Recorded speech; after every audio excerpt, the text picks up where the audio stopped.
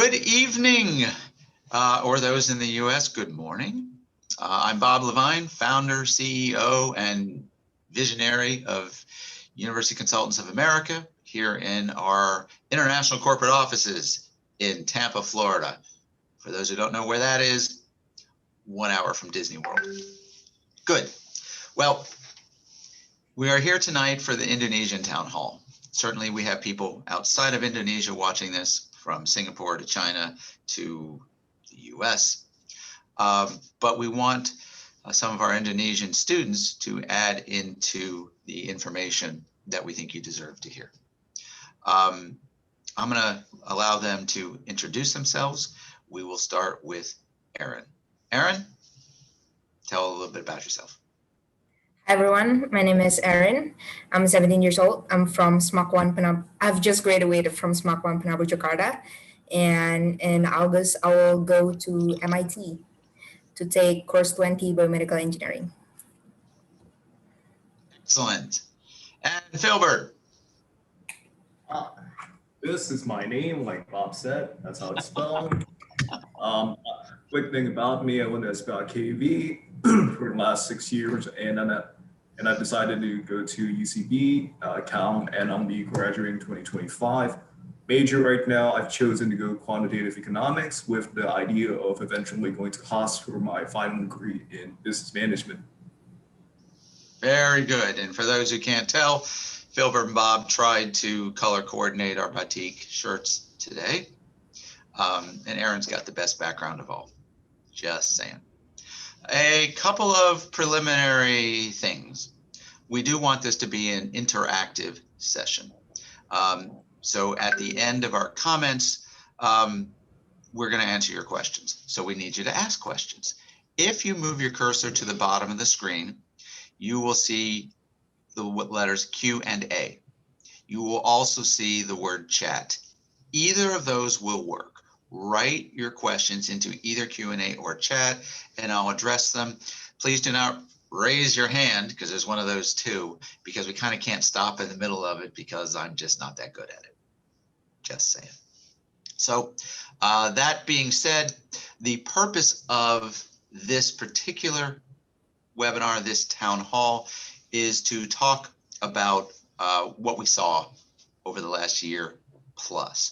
I don't know if anybody noticed, but there was this pandemic thing known as COVID and some quarantine stuff, and that did change things for a while.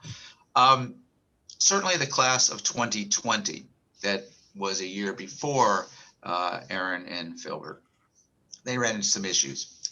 Certainly many of our Indonesian students, well, they studied in the US, but they never got to the US. They studied from home on synchronous or asynchronous stuff, and it was a challenge.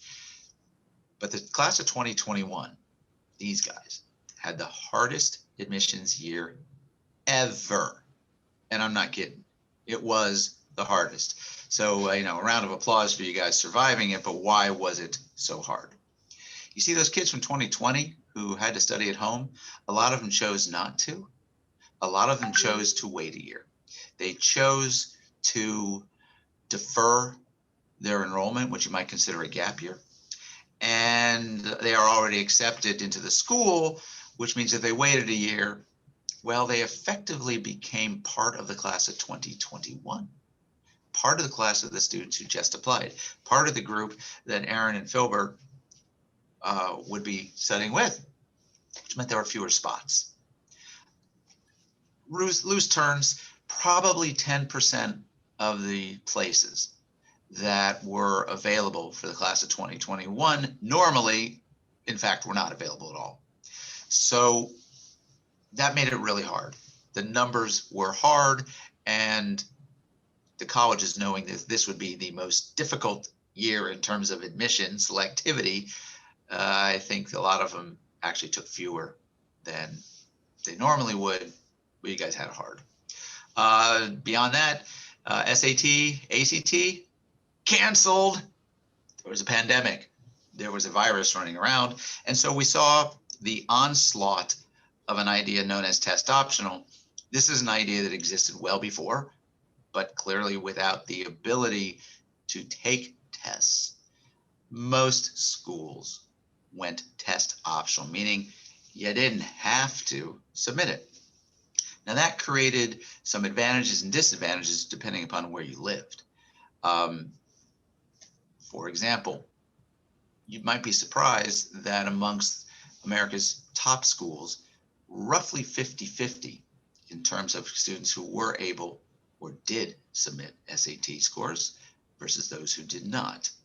That also kind of came out in a different way in the accepted class. What they found was that the number of test takers versus non-test takers was about 50-50, kind of across the board. But in the 10 to 20 range, those accepted were also 50-50, but in the 20 to 40 range in terms of ranking, it was kind of 2-to-1 in terms of those who were actually accepted. Out of every 3, 2 did not submit a test, 1 did. This was something about how the colleges had to protect their yield, actually had to get students into the school. And I think that they felt, we better make sure that we're getting the ones that we think will come to our school. So there were some changes.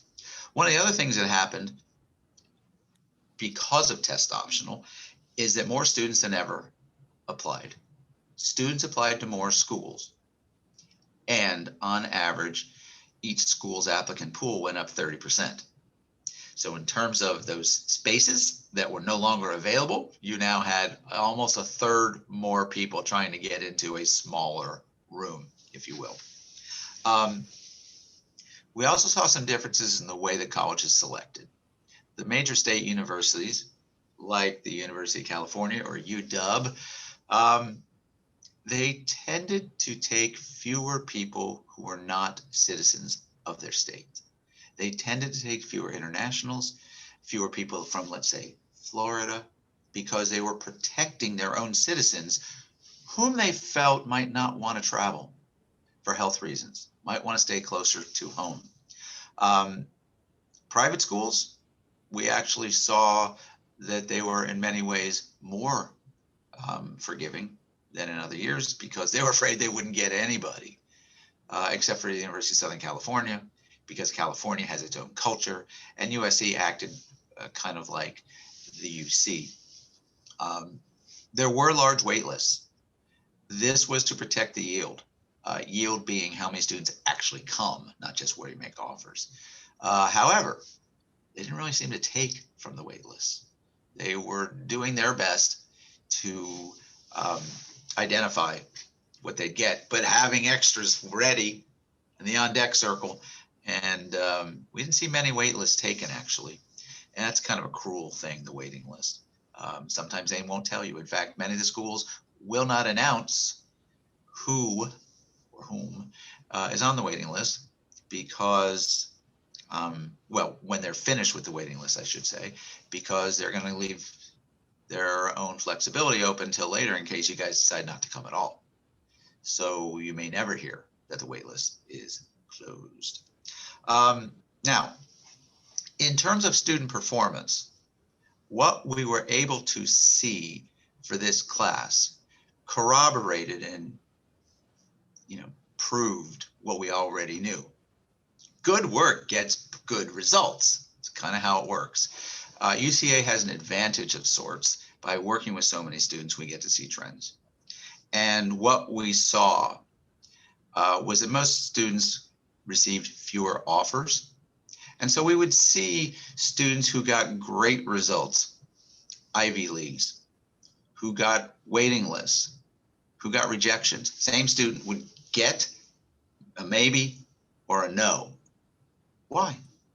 Now, parents and the real world always focuses on the main essay, the personal statement, the big boogeyman that scares everybody.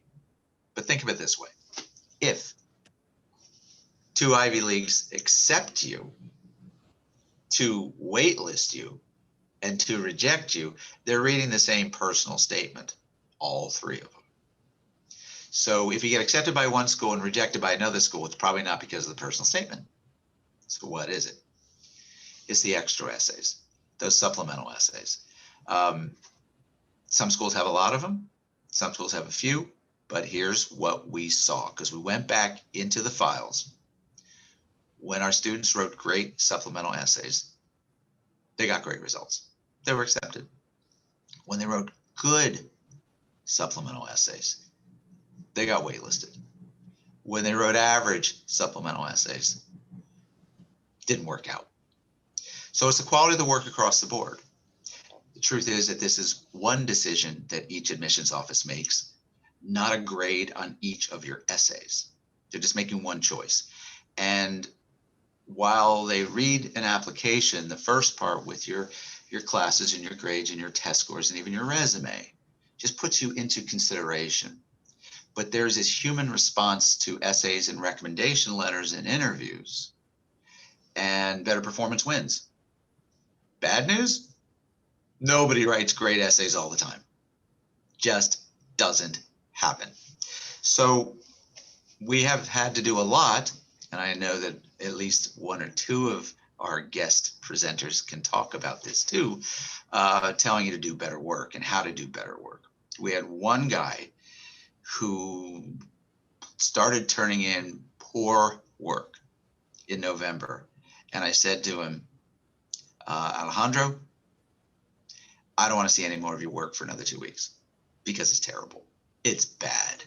And if I do see anything from you, even an email, we won't do any more work for you because there's no point. You'll be fired.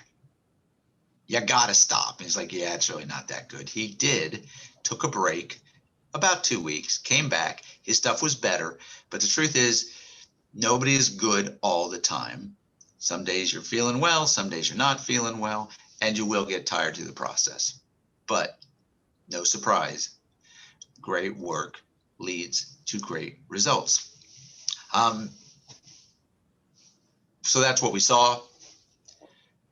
These guys, Philbert and Erin, and you, if you were class of 2021, had some challenges.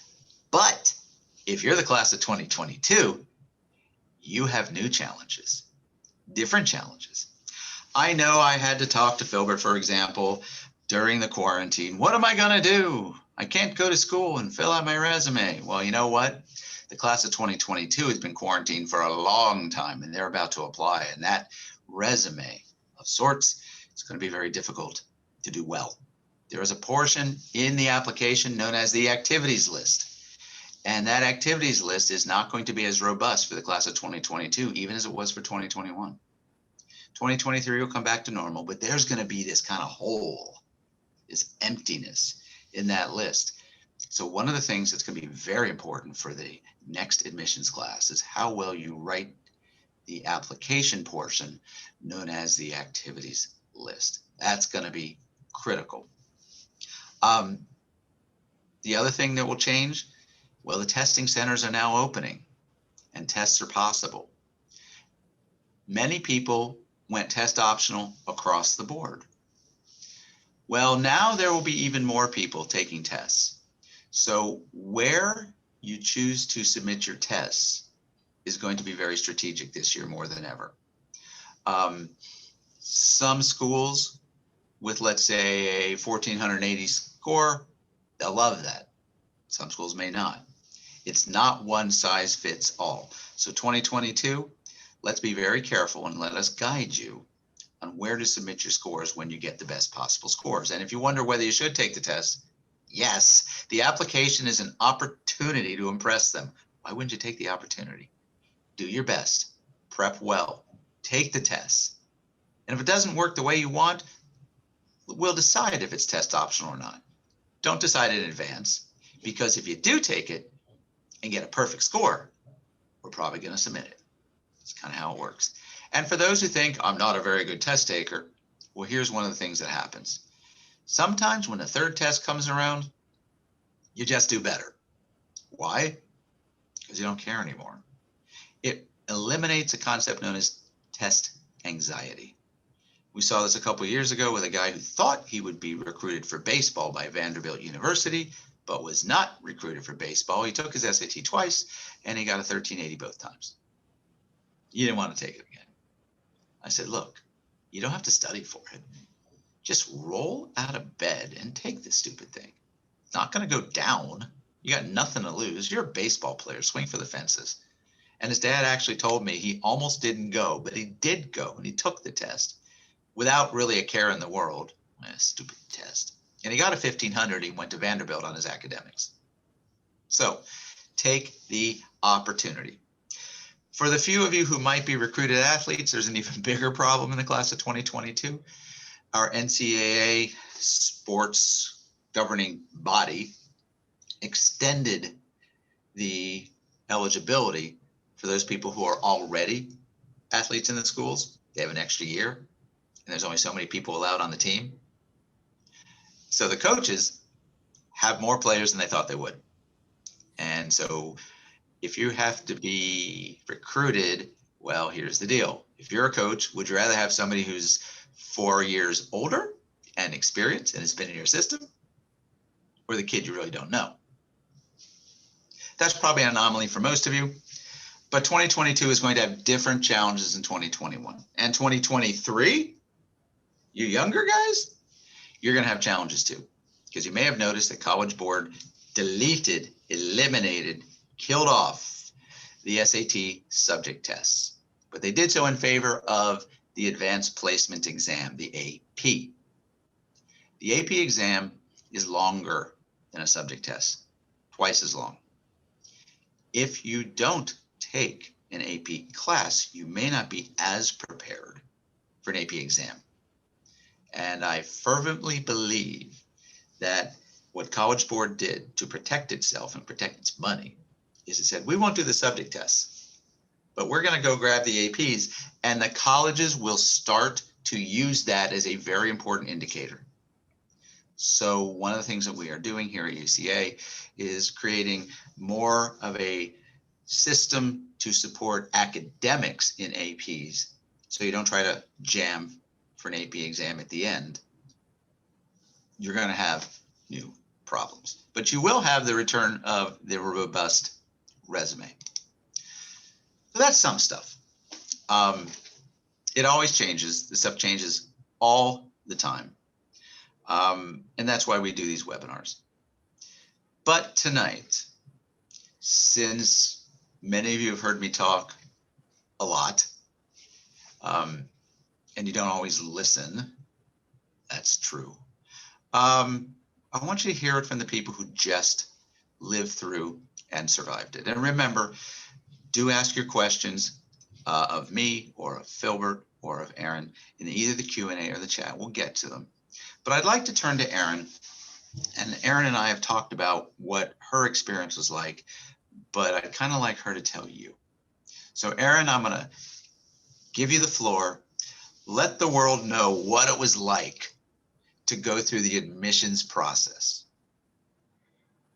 So overall, I want to say that the admission process is very, very tiring and kind of complex, but it is really worth it in the end, because there's like a lot of work you need to do, from the tiny bit of recommendation letter.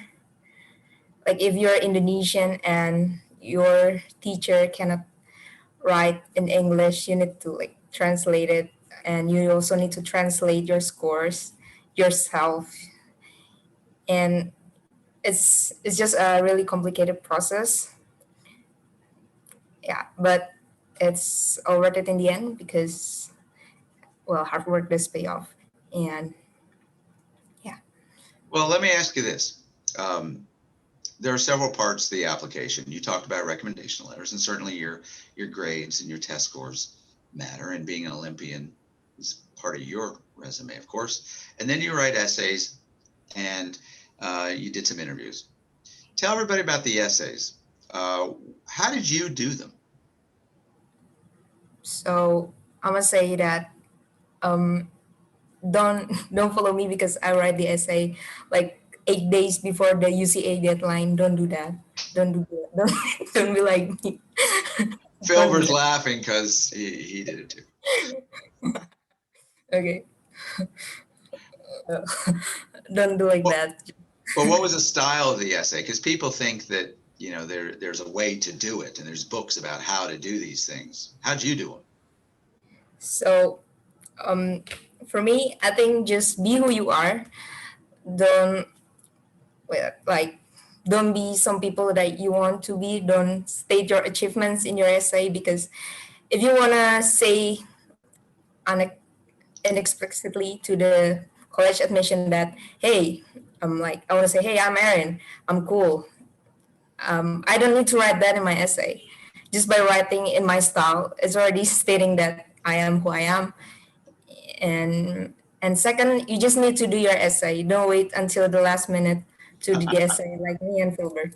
Yeah, by the way, we put in deadlines because there are things that we want you to include in your essay, and we need to prompt you for additional stuff.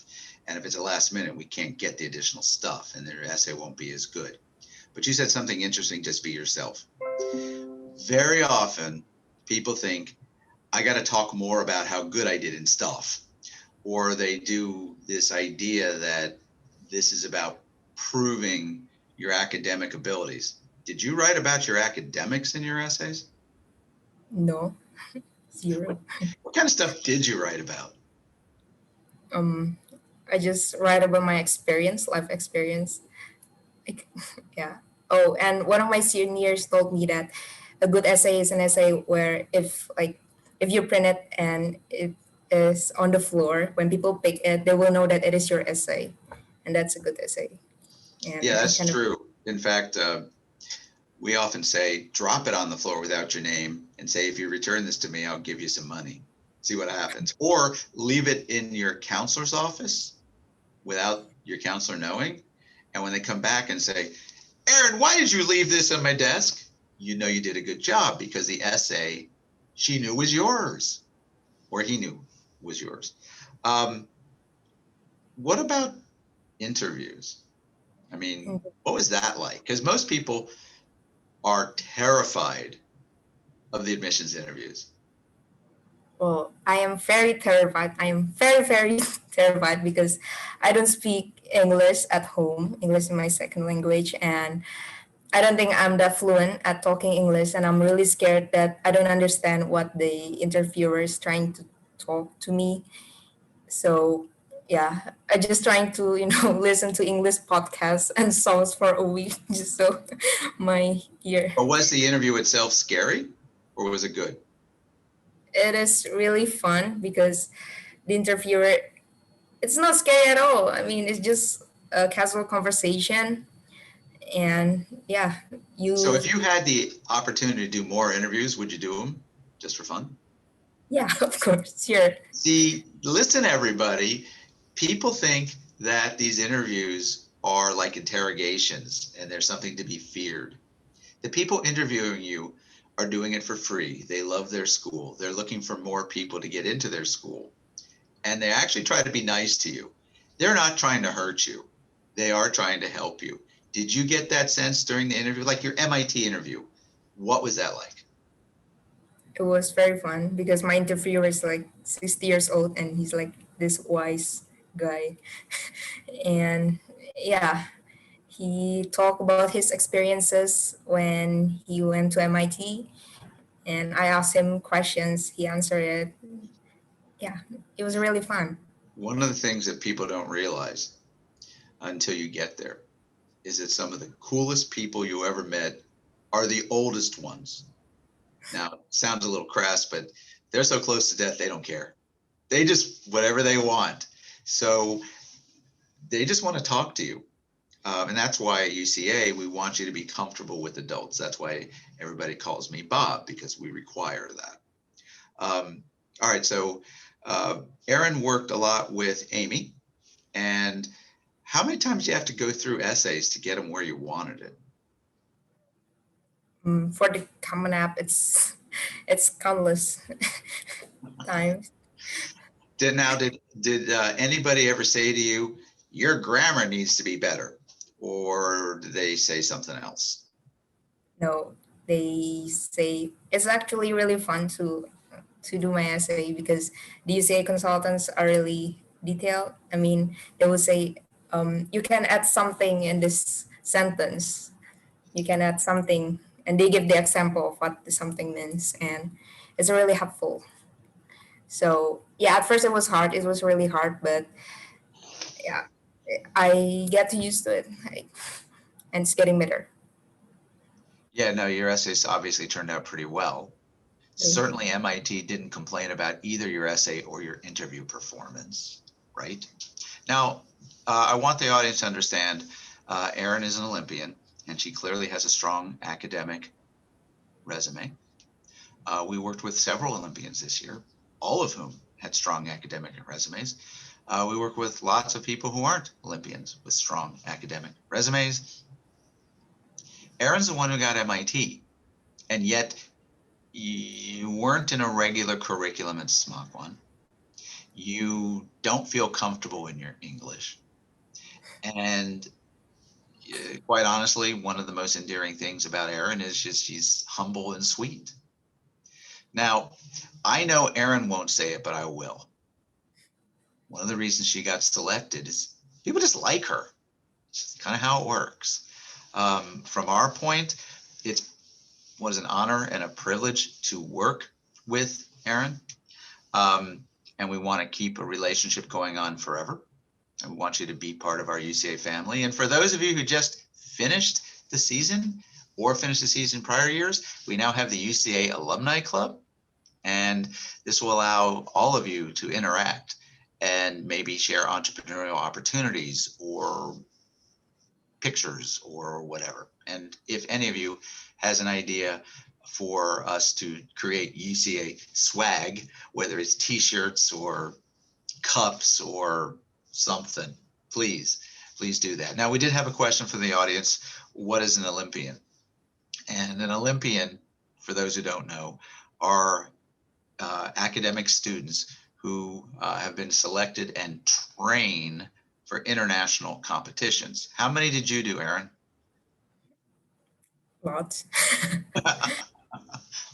Lots. Okay. Well, I think you're going to really have a good time at MIT. I really do. One of the most interesting things about MIT, you would think it is full of a bunch of nerds. Not so. The MIT people we see are just kind of, particularly the girls, just saying, are kind of the coolest, most fun, most well-rounded, just let's go enjoy ourselves and do our work kind of people you ever see. Not the kind who just study. It's an attitude. It's an attitude that is work hard, but we got to play hard so we can go back and work hard again. You'll do great, and congratulations once again. Also on our screen, as soon as he unmutes, he'll be available, is Philbert Christian. Phil and I worked together for about 30 years, it feels like. I think it was more like 3. I remember meeting you in person at the Karatan Hotel, which is now closed, so we have survived the institution. And certainly there's a growth over time. It's just one of those things that happens.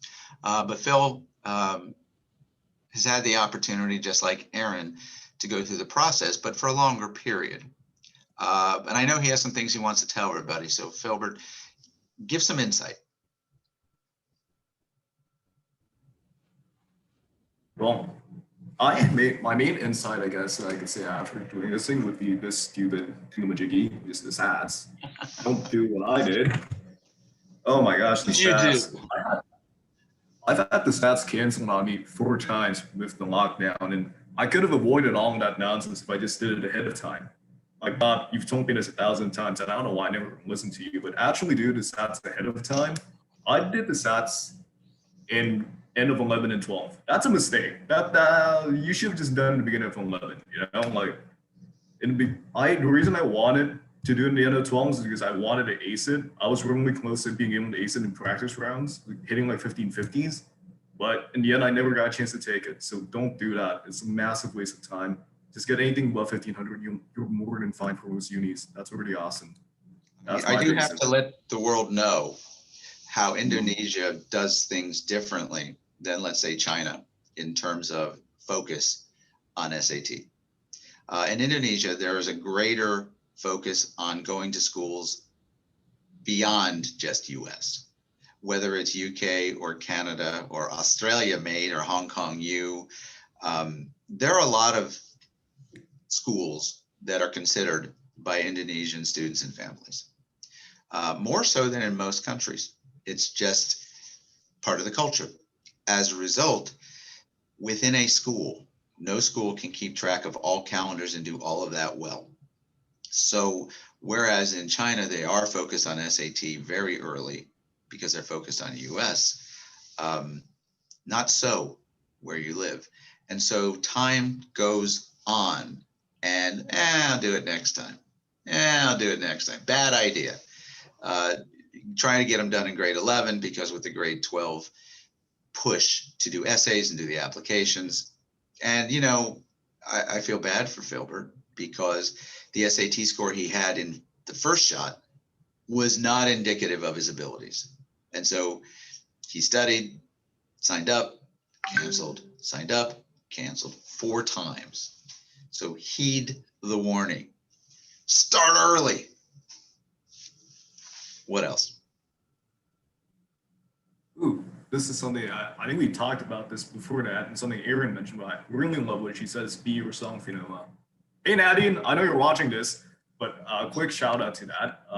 The reason I'm saying that is because, you know, I've met a lot of people. Like, there's a lot of, you know, if you're in Indonesia, Jakarta, it's a small community. You have superstars in this community, right? People just know them. I don't even need to know the name because people already know who I'm thinking about. But and these people, they did specific things. They did specific things, like they did certain activities. They got specific awards and specific honors. What I'm seeing is a lot of my younger underclassmen. They're trying to replicate that, and I don't know. That's kind of worrying to me because that's not who you are, right? That's just somebody else. What worked for that superstar might not be you. Be your own superstar. That's my biggest advice and something I'm warning against. This is a problem everywhere. It is particularly a problem throughout Asia because there's this idea that if one person succeeds, just follow that path and that'll work. Trust me, you can't follow Erin's path. You can't follow Philbert's path, and you shouldn't try. You should try to be yourself. Let us remember that American universities are definitely looking for a diverse group of people, and they're actually looking for people, not resumes. So when you try to fill out a resume by checking the box or copy somebody else's method, it doesn't make sense. It just doesn't. I know you believe it does, but when you see it from the point of view of the people in admissions or from the point of view of people reviewing your applications, something smells wrong. It just doesn't feel right. And if there's any opportunity for the admissions people to do the head scratch, I don't get it, you're done. So focus less on the profiles. Don't look at the profiles. Don't look at the scattergrams. Don't look at what's happened before. Look at you. Be you. Build you. Now, I will say this. In his essays, Philbert was definitely Philbert. And in fact, they are some of the most brilliant essays we've seen. They really are.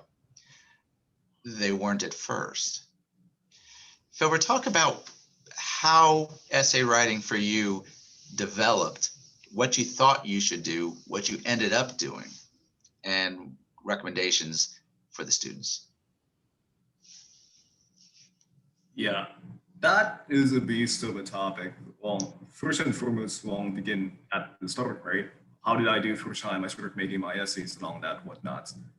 I honestly had no idea what it was. Bob said, be yourself. I was like, I don't even know who that guy is. I'm not even sure I like him. So I just put in like a bunch of my resume stuff. And I realized that's not going to happen. Then Bob said to me, why don't you look, he showed me an example with like nurse students. And the guy was basically, I forgot, Bob, do you remember the essay? It was about a guy and he was riding a bicycle down the lane. He was talking about how he was racing the bicycle and it was just about a bicycle. It had nothing to do with his academics. And that was one of the best essays I've ever read. Genuinely one of the best essays I've ever read. And the guy got into, well, I'm not sure where, but he went to an amazing uni. I know that for a fact. But regardless of where he went, that was an amazing essay. That genuinely changed how I saw essay writing moving on from that. So I tried making an essay again. That's how I made my main comment at essay. We got that out of the way. Then we got to the annoying part, which is the supplemental essays. Because the unis asked a stupid question called, why do you want us? Why essay? That essay beat me up. That was the worst essay. The why essay on Tufts, Bob, I know you remember this, but you made me do that essay 8 times. I sent it to Bob once. He said, no, this is awful. Do it again. Send it a second time. No, that's awful. Do it again. 3rd time, 4th time, 5th time, 6th time, 7th time, 8th time. Bob, I skipped someone's wedding just so I could get that essay done on the 8th time. And he You should have finally done it the first figured it 7. out. Don't blame me for the wedding. Yeah. Well, I didn't really know them, but still, look. Point Well, is that it took a while. It was Yeah. a weird process. And Philbert's right. The why essay is the hardest one. It is the hardest one because the colleges know the colleges really well. They live there. They go there like every day. You don't. So I remember one Sunday, I just called Philbert because he was doing his USC why essay. And I said, what are you doing? You are disrespecting the University of Southern California. You are not giving them the attention you gave to other schools, and you're not going to get in. But let's talk about the personal statement for a moment. I want to give you some observations from this year. We had one boy write an essay about eating crickets in science class. And he was kind of disappointed because they tasted like wood. But it's kind of a little moment of leadership in the class with the teacher brought in crickets. He's like, I'll go first. And he eats it like, oh, that's not so bad. And then his friend comes up and other people are trying to avoid the whole thing, but it becomes a thing, a fun thing. He got into 2 Ivies plus the University of Chicago, and Chicago accepted him 3 months earlier than they were otherwise going to do it and gave him a scholarship that they later raised. And that's a top 10 school. So if you want to copy somebody who got a top school, you could write an essay about eating crickets, but I doubt you did that. Another girl wrote an essay about buying used clothing in a thrift store, Salvation Army, if you know what that means. And she took a friend. She's going to Yale. Now, you might not think those are the right topics, but there's a message that you're trying to make, and that's about your personality, not about your resume. They ask these questions to learn more about you, not more of the same. And Philbert wrote a brilliant essay about trying to save his business, which was losing money. A brilliant young business with all this potential and doing good, but things weren't going well. So he made a decision with everybody on the team to go to what's essentially a fundraising event, and it wasn't going well. But Phil, tell them what you did and what your essay talked about in terms of how you found a way to save your company. Yeah, so a bit of context on it. Basically, it was just me and a little shack hidden up by side, covered by other guys, and they were being out competing us, and we didn't know what to do. You know, it's like, oh, okay, we've been at 8 hours, we haven't even sung less than half of what we were supposed to song, and I'm panicking. My salesperson is about to cry. I'm about to cry. My other guys have already given up and went home. So I just decided, you know what? I remember there was this really funny Robin Williams sketch one time. It was about him talking about how golf is an incredibly stupid, basically, game, and it is a stupid game. I hate that game. I still play it, but anyways. And I just did that sketch. I remembered that sketch because I'm a massive Robin Williams fan. I've watched him from his stand-up days to Mrs. Doubtfire, if any of you guys know that. Yeah, look, I'm a massive fan. And I just did that entire act out. And people really liked it. I don't know why. I still don't know why. They really liked it. Because none of the jokes made sense in the Indonesian context, but they loved it. So I just kept on going and going. And then somebody bought one of my stuff and he said, what are you doing? He asked me, or she came up and asked me, are you insane? Because, I was shouting, I was making commotion, making fuss. And I said, no, I'm trying to save the world here. I'm trying to save my business. And she points at the stand and she's like, huh. She went there and she actually bought something. Oh, then it happened again and again and again. And by the end of it, we did it somehow. We didn't go completely bankrupt that day. That was a fun one. Yeah, and the thing about it is that essay, which Philbert has graciously allowed us to share, if you wish, and will be part of our examples for the class of 2022. It's a great example of one of the 4 most important parts of a personal statement, which is voice. Now, I did not say grammar. I did not say punctuation or syntax or style or linking verbs. Voice, sound like you, be conversational. And there was this moment where Philbert and I are going back and forth, and he's like, can I say this? Because this is the kind of thing I always say. It's kind of my thing. And I'm like, well, we got to take that piece out. But there's this moment in his essay where he just goes, damn it, damn it, damn it. And I can tell whenever anybody reads that essay, because at that moment they smirk. And it just puts everybody in a light mood. So when you get a chance to see it, you're going to see a very personal voice. And I know that Aditya, who was an Olympian the year before and studied at Harvard, his was also about voice too. He's at a breakfast buffet and one of the other competitors has mayonnaise for breakfast. And he's like, dude, why mayo? Who eats cheap institutional mayo for breakfast? The guy was confused. And yet a story about making a Nutella sandwich was good enough for Harvard. So when it comes to personal statement, just be you. We will help you find moments that totally work. And when it comes to why essays, you really need to research. Now, Philbert said something before that he's said previously. Why didn't I listen? So I'm going to ask you, why didn't you listen? I don't know. I'm asking that to myself again. I honestly have no idea why. Why I didn't listen to what you told me to do on the why essay. Well, it wasn't just that. It was about applying early and all kinds of stuff. There is this pre-existing knowledge that everybody thinks they have and how it works, and it's kind of the opposite. Yeah. No, that I wouldn't say it's like a jib. Well, it is a jib in the sense that it's kind of like how data is kind of skewed at times because they don't actually tell you why the early applicant pool has such high acceptance rates relative to the traditional pool, right? Because, and Bob told me this, but I'll reiterate it. The types of people who go to the early applicant pool are one, athletes, people who already got in on the grace of their physical ability, sitting at 5'7" and next to no grace, that's obviously not me. And second types of people are legacy kids, people who already have somewhat of a foot in. That's also a huge component.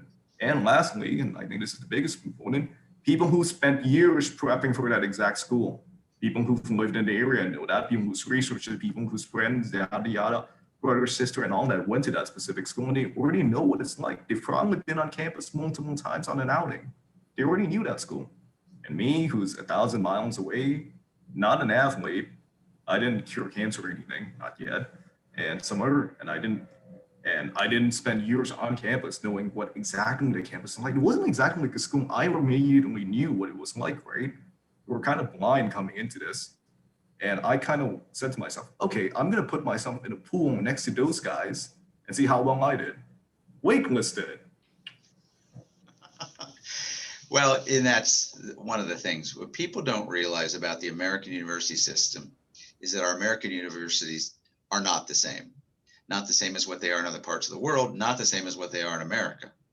Brown University is not the same as Harvard University, just not. Columbia is different, Stanford's different, Vanderbilt's different, USC is different, Tufts different. They're all different. And you guys act like, well, I can just look at the website and I'll be fine. No. So we put Philbert through some tasks, learning how to research differently. And there were these moments, I think, where the light just went on. I think they probably had to do with contacting the admissions office and contacting, other students, a lot of our former students, and talking to them. But there's a process. Certain pieces of information make more sense later than they do earlier. So Philbert, from your experience, what was it like when you finally figured out how to research a school, and what did you do that really worked? It's when I wrote my essay for, what was it? What was the one with like the fisherman? Oh, BC, yeah. My BC essay versus my USC essay. They were only like a week apart, by the way, when I made them, but they were so different in actual execution. Both of them had wild questions, that dreaded awful thing that waits the darkness of your bedroom, that awful monster. But what I realized is that, one, Bob's UCA community, a lot of these guys actually went to these schools and you can actually talk to them. Bob, you introduced me to a lot of people. I'm still in touch with those BC people. They're awesome guys, by the way. And I'm also in touch with the guy you told me before, Brown, and Brian, not to mention. So immediately one, UCA gives you contacts, awesome people. They'll actually tell you what it's like to be a student in that school. The culture, that was a huge help. Two, I didn't know this, but you can actually like call the admissions office. I actually All right. There's a didn't know contact you could phone just do number. that and ask, hey. There's a phone number. Why do they put it there? The admissions office actually wants to talk to you. Did you call? And yes, I called all of them, and my cell phone bill was insane that month. Pro tip: use Google Dialer and save. I think you would have saved like 3 million on my end. I called a lot of unis, so it's really expensive. So yeah, use Google Dialer, save your cash. Call with Wi-Fi. Don't save your money. Don't help you with your acceptances. Also, here's something that was also really interesting. The people on the line, they were so nice. Like I thought they'd be like some unhappy clerk who gets paid minimum wage. No, these guys volunteered for free to do it for their students. They love it. It's fun to them. And I talked to them a lot of them, and they were awesome people. And I'm really thankful you pushed me to actually contact them because, it was a fun experience, something about. Yep. In fact, next week, an article I researched last year and wrote will be published in the Duke Chronicle inside the admissions office. It is quotes from the admissions people. And when you get to understand their mentality, they just want to meet people. They like you guys. Even when the volunteers, who are usually students, are talking about a student, the admissions people will go, hey, I remember him. What's he doing now? Oh, he's majoring in this. Cool. Where's he living? Hey, can you tell him to stop by? They want to build communities. It's crazy because it feels like I can't call them. They're dying for you to call them. We'll put you through the process. But research is quite important. Truth is that both Erin and Philbert got some great results and did some great work. It is not linear. The results just don't line up based upon test scores and grades. But that's what we'll do. Month by month, we have these webinars. We have the newsletters. We have the bulletins to tell you what to do then. We'll get you there. But what we want to do now is hear what you have to ask. I'm going to start with a few from the chat, and we'll give you some quick answers here. One was, do students need to take both SAT or AP? And I think you mean both SAT or ACT, or is one fine? The colleges don't care which one you take. When I was doing it, they did. When I was young, SAT was used primarily for private schools and ACT for public schools. They don't care anymore. So should you take them both? No, that's child abuse. They're slightly different. It requires more time. Distracted focus is not the best way to get the optimal result. Pick the best one and do your best on that test. For most internationals, we recommend SAT. Why? Because there is more time per question than on ACT. It's not because you're less smart, but you are less experienced than your American competition. They've been taking these tests since grade 7. They got practice. So to fair it up, to even the playing field, I recommend that you take SAT, unless there's a real compelling reason, because it'll give you more time. And if you have the chance, take it, get a perfect score, move on. Just saying. Couple of other questions. Do you need perfect academic school grades to get into the top schools? Are extracurriculars and teacher recommendations and essays, or the grades, more heavily weighted in the admissions process? It varies. Each school has a different balance on what they want. As a general rule, the public universities are going to focus on grades and test scores, objective data, because they have to. A, they're public and they have to be objectively fair and legal. And B, they're big and they have a lot of applicants, as in the UC system had over 200,000 people applying. There are 4 essays on the application. You think they're reading 800,000 essays separately and making fine decisions? No.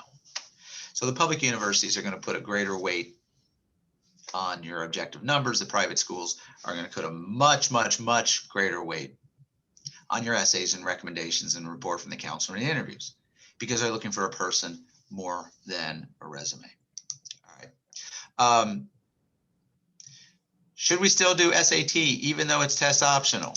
I think I've given my answer. I'm going to ask Philbert, who tried to take SAT.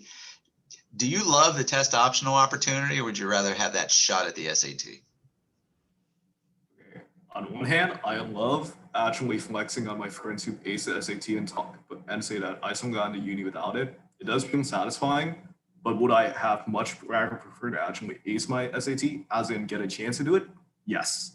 I paid an insane amount of money for just a chance to take it. How much time did you spend prepping for it? 6 months. 6 months for grade 10, grade 11, grade 12. Didn't even get a chance to take it the way I wanted to. So just do the test. Okay.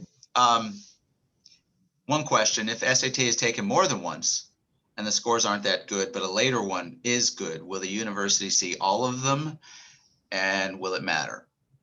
Some universities want to see every test that you take. But that was before test optional. So they're going to be changing their requirements this year. We don't know what the changes are yet. We will know sometime early August. But as a general proposition, don't worry about it.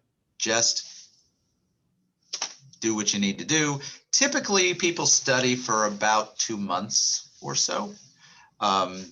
Now, for those who wonder, yes, we have friends, professionals who are really, really, really, really, really good at tutoring for SAT.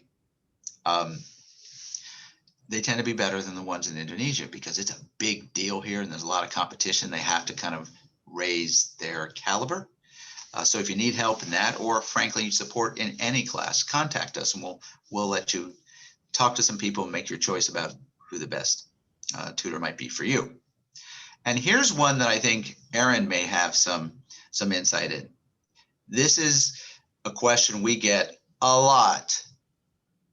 Now, my answer is pretty simple. The question is this: is IB or AP a more beneficial curriculum for getting the best schools? Now, typically the answer is it doesn't matter. With the onset of AP exams as part of the curriculum, I'm kind of leaning slightly that direction, but the truth is the choice of school. What's that? IB what? IB rocks. IB is the best system. It's much harder. I took IB. It was a pain. IB is much superior, but not for admissions. I think he's being sarcastic. It's a different curriculum, but do you really think it makes a difference in terms of your results? No. It's just more challenging. So let's ask Erin. Erin, did you take IB or AP? No, I do take the SAT though. You took the SAT, but you didn't even take IB or AP, and you're going to MIT. Yeah. So for those who wonder which is better, what Philbert's saying is true, and that is what's better for your student. If it works better for the student, it will work better in admissions. They're not picking you because you went to IB. Lots of people go to IB. They're not picking you because you do AP. They're picking a student because the student performs. And what we always say is don't build a resume and don't worry about the environment from a college perspective. Worry about the environment from a student and human growth perspective. So I'm going to go back to Erin again. And what was your experience like in a more national style curriculum that maybe was different from people who took the international ones? For the SAT? No, for what you did in school, because you didn't do IB or AP. Oh, yeah, I just do what I like. I mean, apart from the Olympians things, I do the activities from this at a school that I like, such as teaching my peers and things like that. I mean, don't do things just because it will look good on your resume. Do the things that you like. Well, and here's a question from the audience for both of you. Once you do a good supplemental essay, can you copy and paste it for other schools? Now, please remember, those in the audience, that main essay, the personal statement, pretty much goes to every school the same. Every school is going to get that for the most part. But the supplemental essays, and you're going to write a lot of them, can you copy and paste them? First, Phil, because he doesn't have his answer perfectly. Put you on the spot. Yes and no. Yes and no, because there are some questions that are genuinely copy and paste, right? Like these are some schools that are generally similar to other schools that have similar cultures. Like what's a good example of? Like, well, no, the UC song used to say that. Look, but anyways, look, Bob, you're putting me on the spot. But my point is this: there was this one question I genuinely remember. It's called the community question, and it was basically, what have you done as a human being in your community, as a member of your community, for said community? And I remember it basically Brown, Yale, Columbia, all those guys, they all had the exact, UC Berkeley too, all the UCs had that. BU, BC all had that. Yeah, that was a really popular, almost everyone had that. And I basically used one version of my essay on that, which I thought was the strongest one. I spoke to Bob, like he also likes it. And that was basically the essay I used. Of course, it's not the same for each one. It's slightly tweaked, adjusted to kind of fit in, you know, the holistic narrative and all that. But you can kind of do it, but you shouldn't use that as kind of like a crutch, right? Because if you can actually make a superior essay, because here's another thing too, right? The questions aren't always sort of the same. They can be the same theme, they can be community, but one of them could be, can you describe your own community versus like, how did you contribute to that community? It's not the same. It's not always apples to apples. Sometimes they're oranges. So it's a maybe, depends. Yeah, I mean, look, there's only so many things you can say about yourself. You're going to write way more essays than you have unique individual attributes to answer. And the schools are looking for similar pieces. I mean, not every school wants to see every piece. They all kind of have their own thing they want to look for. So people often say, how many essays are included? I'm like, well, we kind of teach them how to do the essays. And once you understand how to do one, you can do another one with a slight adjustment. But Erin, what was your experience like in terms of reusing essays? Don't just like blindly copy and paste. This is just dumb. Just, you know, edit some things. Don't copy and edit things. There are correct formats. Yeah. In fact, I'm going to tell everybody what I tell everybody about what makes a great essay, or really any communication. The first is the right message. The second is the right format. A 650-word essay is a different format than a 50-word essay. And it's different format than War and Peace or instructions on how to build a bookcase. So get the right format. Number 3 is the right detail. And this is where we keep beating up everybody. Please, please, please give us more detail, because detail allows the reader to visualize and understand you even when they're tired. And the fourth part is voice. So yes, once you learn how to do the work, many times it is a perfect copy and paste, the exact same prompt, the exact same length. Other times it's adjustment. But a lot of what we do, look, what we do isn't editing. We do editing, but it's not editing. This is not about grammar. This is about getting you guys selected. Really different. This is sales. So we have to understand who the buyer is, because the buyer in the admissions office decides whether to buy you. And so to the extent that each school has a different culture, a different way of thinking, it should match you. But you should not just assume that what happens at, let's say, USC is what happens at UCLA, because it's not. It's a whole different thing. Now, there was a question from the audience. If you call an admissions office, what should you ask? I'm going to ask Philbert, because I know he called a lot. I don't know if Erin did, but I'll ask Phil. And if you did, Erin, you can kind of just get, hey, me too. But I heard something from some admissions team this week that I thought was kind of a brilliant philosophy. There's a concept known as demonstrating interest. You're not just going to research, but you want to kind of impress them. And not every school wants to know. Harvard doesn't care. Columbia doesn't care. USC maybe some. Tufts definitely cares. But here's what they said.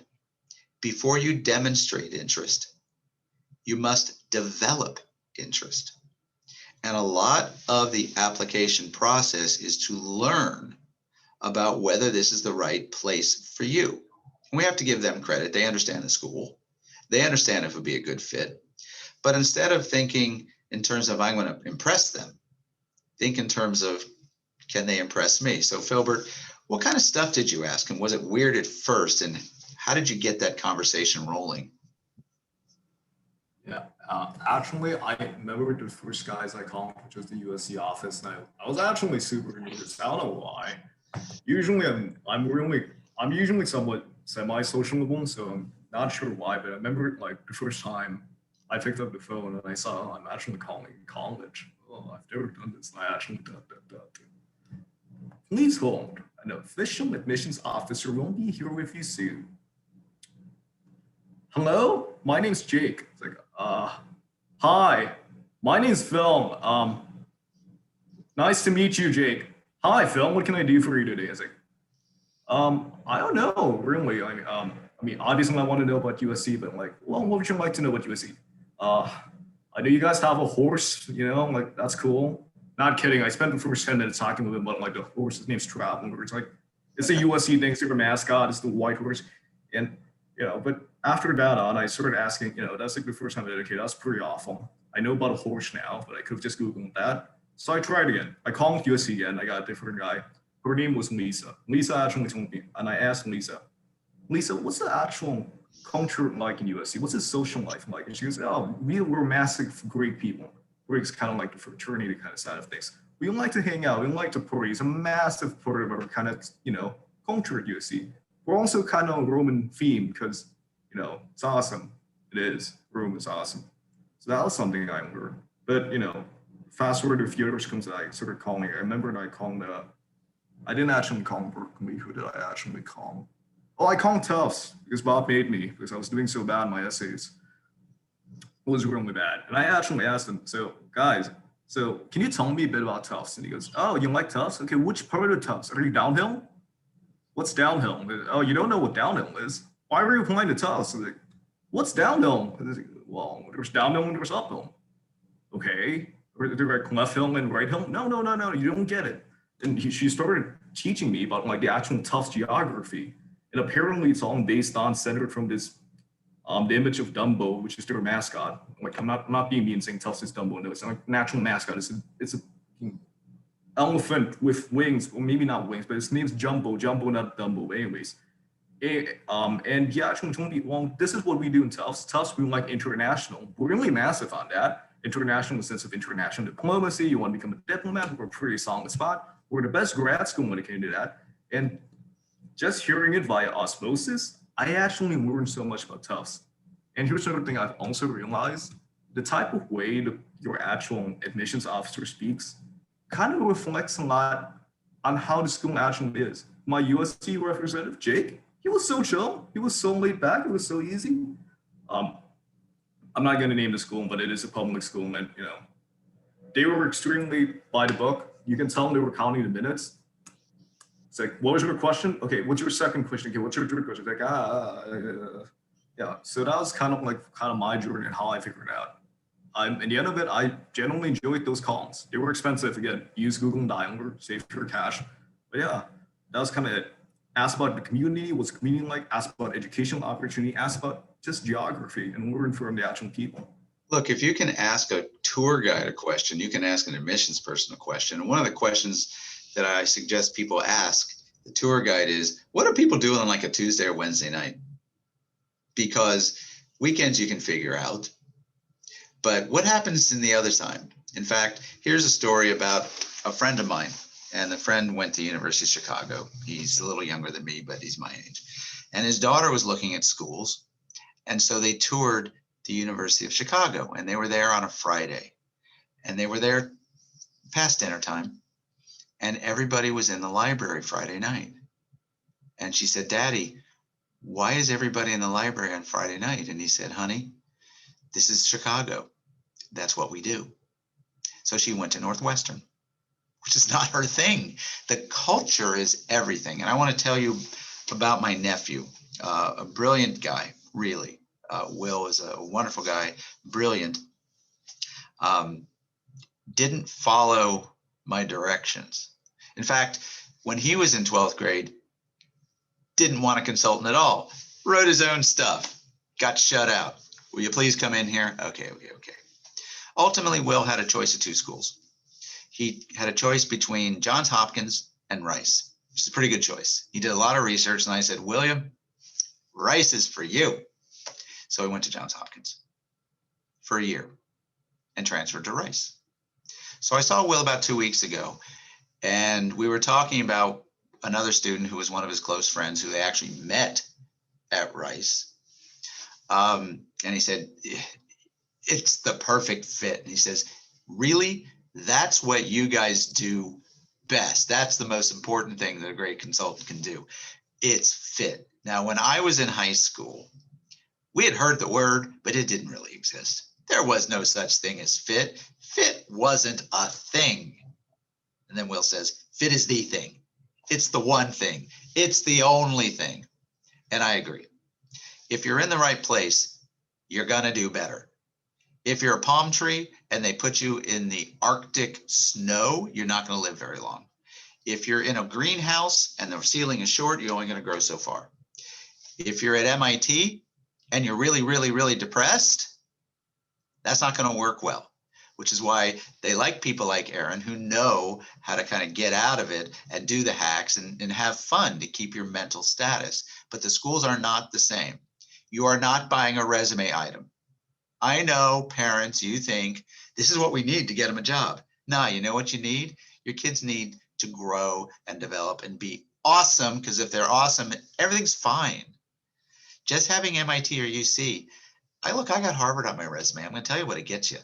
It gets you the interview. And sometimes they don't really care to hire you. Sometimes it's just, we had to see the Harvard guy. It's like I'm a trained monkey at a circus. Look, it's talking. And then they're like, okay, we're done. But if your student is incredibly successful in college, they will be incredibly successful beyond. So I think a final question on the phone call to the admissions office thing, Phil, is this. How did you start to notice the differences in culture and get a sense of what did work and didn't work for you? Well, that's actually a tough one because I feel like I didn't even know that until the end of my admissions. You know, even like now, I'm kind of like, oh. Listen to him, everybody. Listen. Go. Thank you. But looking back on it, right, what Will said about fit is genuinely spot on. And I wish more people took that into consideration, you know? If you put somebody who's like a tropical biome guy, like me, for instance, who doesn't like snow, and if he gets accepted to Cornell, he's just genuinely going to hate life because that's all they have is the snow. It's freezing, it's cold, and there's wilderness. Like, it's awful. My brother went there. I have no idea how he survived. But he loves that school. But I don't know. Maybe that's him. Maybe that's him again, right? That's the thing. Maybe that's him, but that's not me. And you kind of have to look inward and actually see, what do you like? Who are you, right? I know people who would do awesome at a place like NYU. It's fast paced. It's New York. It's moving. But I know some people who want to.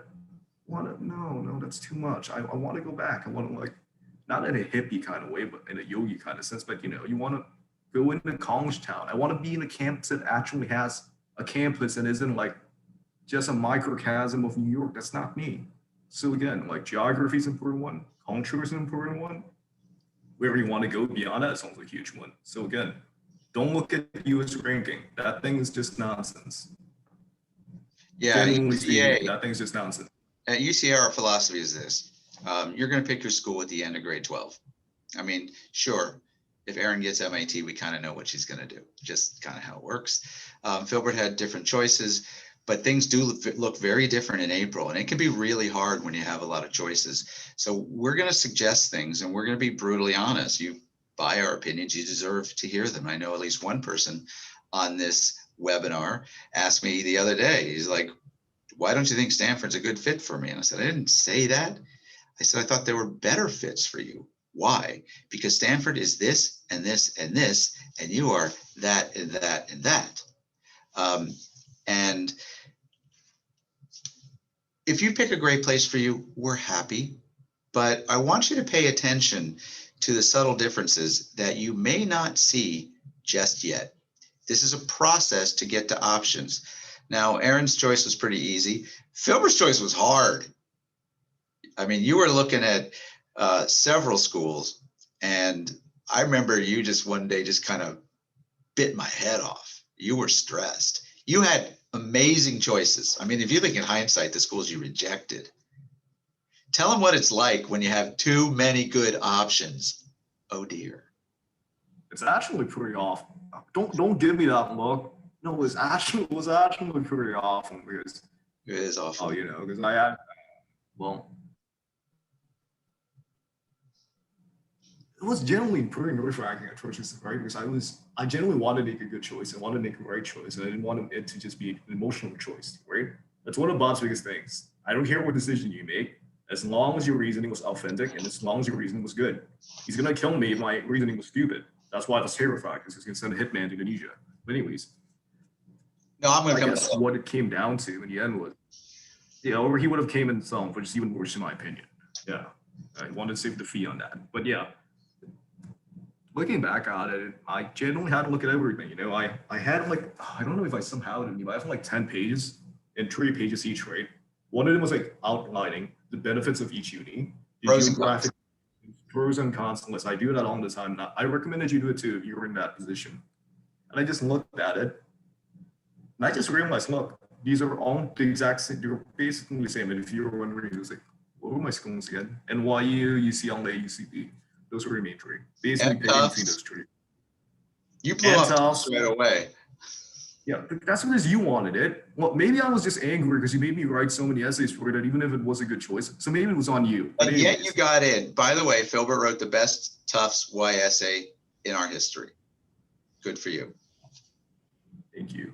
Still would have liked to be. Took you 8 times, but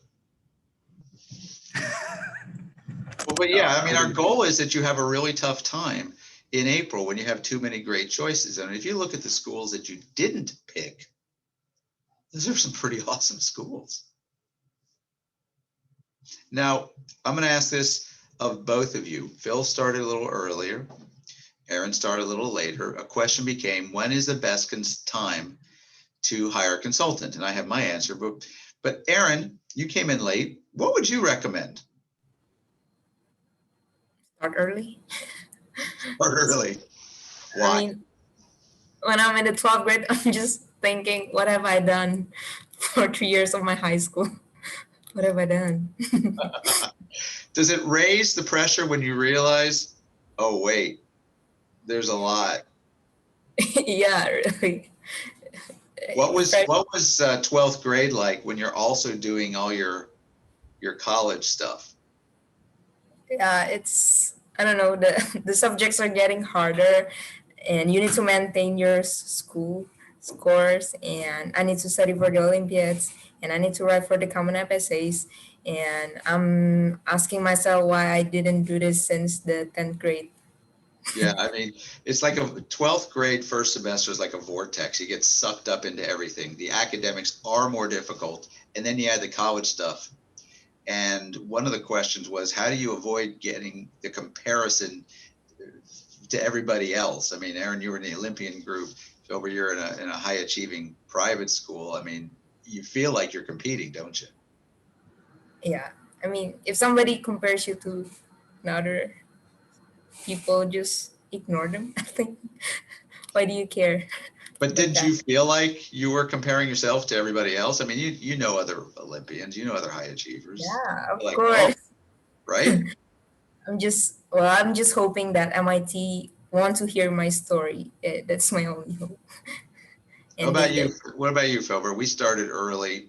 Tell them the pros and cons. Or what is your opinion on the best time to start with a consultant? Because, ladies and gentlemen, it's the same price whether you start later or earlier. Just saying. What do you think? Get them now, it's hot. Yeah, but no, generally I'm gonna be a bit biased because I don't know why, Bob. Maybe it's like because you were feeling really nice to me that day, but the first time I actually met Bob was because there was like some event at some place I forgot. Was it the Keratin?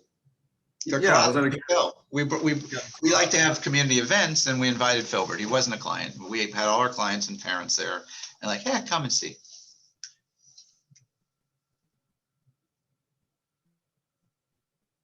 He's freezing up. The famous Indonesian internet. Okay, Phil, you froze there for a little bit. So what was it like? I was getting ready to bounce. What that first meeting you were talking about? Yeah, so honestly, I just wanted I didn't even pay, okay, I kind of did pay attention. Oh no, I lied because I didn't want to hurt your feelings. But look, Bob was giving a nice essay. It was a beautiful essay.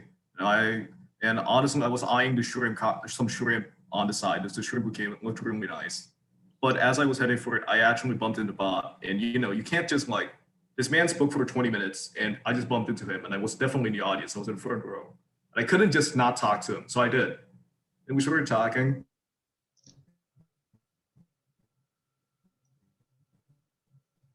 He's freezing up again. My shirt, which was very nice fit on it, and then some other thing.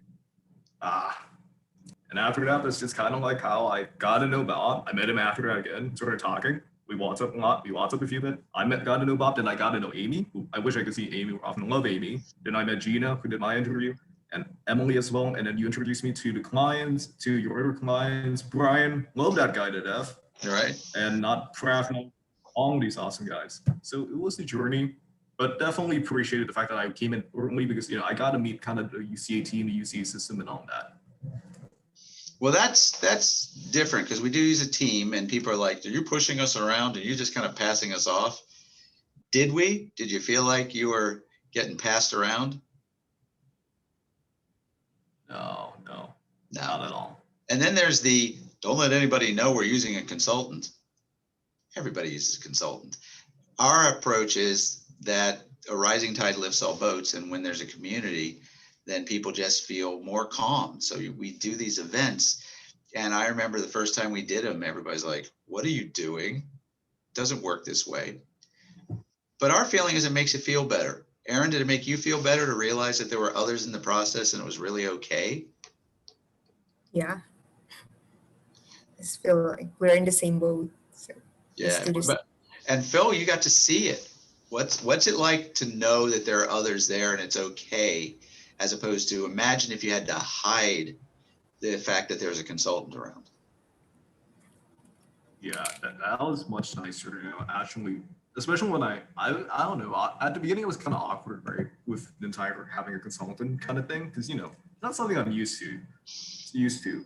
Somebody advising you, somebody giving you it took the time for me to be comfortable with it, but honestly, it only took a month. After that, it just became second nature, like, I'm about to do this and this. I should definitely ask Bob first, or I should ask Amy first, or I should contact someone, And by the end of it, you guys ended up being kind of like a support group, in the end.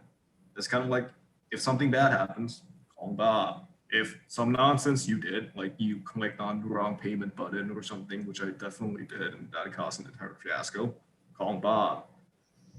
It became second nature. And in the end, it wasn't like I had to hide the fact I had a consultant. All my friends had consultants, for goodness sake.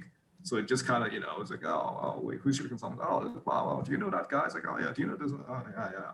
Yeah, so it's not nothing that you should hide. It's nothing that you should be ashamed of or anything like that, because it's still your work in the end. Bob's kind of like here, as he puts it, be the kind of invisible hand that guides you in a certain way. That's kind of but there's something else though. High school counselors get very upset when people use consultants and don't talk to the high school counselors. They really do. And there's this fear. We would prefer to be fearless. Your high school counselor can help you a lot. And so what we prefer to do is let them know we exist and let them know what you are doing and give them the information they need to help you. Even when there is this stated, do not use a consultant stuff, and even when they say consultants are not worth the money you spend, when they see what we're doing and that we're all trying to help you guys, they're okay with it. If we were a bunch of jokers, maybe not. But if we have information that we can feed to your high school counselors so they can help you, we're going to do it, even if they don't like the fact that I exist. And so I think that to the extent that we can create an open, transparent culture everywhere throughout your country, as well as throughout the world, we're going to do it. One of our core values at UCA is community. So this is why we do the webinars. This is why we ask Erin and Philbert to share. And when Phil goes off to Berkeley, when Erin goes off to MIT, I'm pretty sure that if you are interested in those schools and you want to know what's going on, I'm pretty sure they'll answer your questions, or at least try. And if somebody comes to Cambridge and wants to walk around MIT, I'm guessing Erin's going to take you around if there's time and she's not in the middle of doing an exam or trying to make a solar car that, wins the competition and beats Harvard. Just saying. And I think Philbert's the same. And he was talking about Brian, who is also in business and also at Berkeley. And, he's got a mentor. We've got over 1,500 students.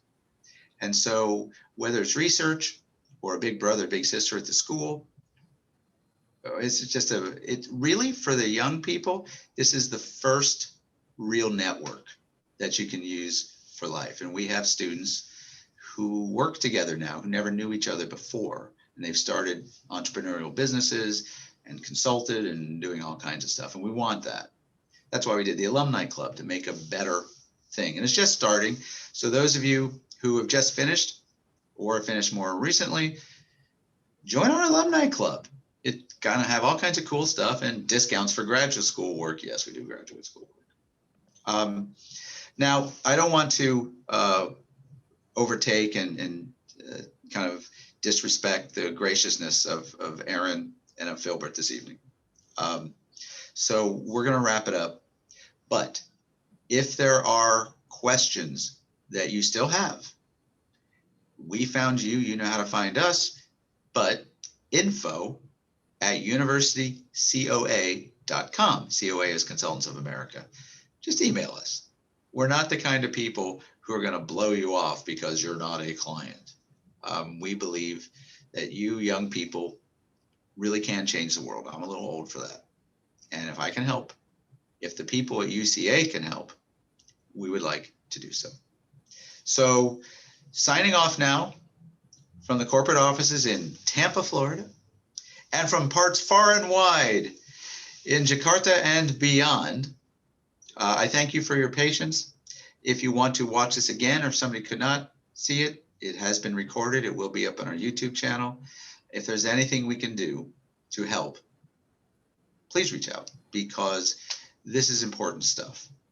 The people you see on your screen, as well as our other students, will change not only the lives of their families and extended families, but of their communities and perhaps the entire country and maybe the world. And that is the goal, not to prove how great I am at getting you into a school. It's to make you guys great. And you can be great. The final admonition is this: when you give an acceptance speech, you gotta thank your parents first, okay? That's the rule. Give us a shout out at the end, and you can and will do it. And we're proud of you already. Not for what you've already done, but for what you're about to do. Welcome to our world. We've been waiting for you. We're excited to have young people with a future that will make a difference. And that's why we do this. So thank you. Have a great night. If you need anything, you know how to find us. To Erin and to Philbert, thank you very much for spending your time. I bid you all a good evening. Take care. Let's do this.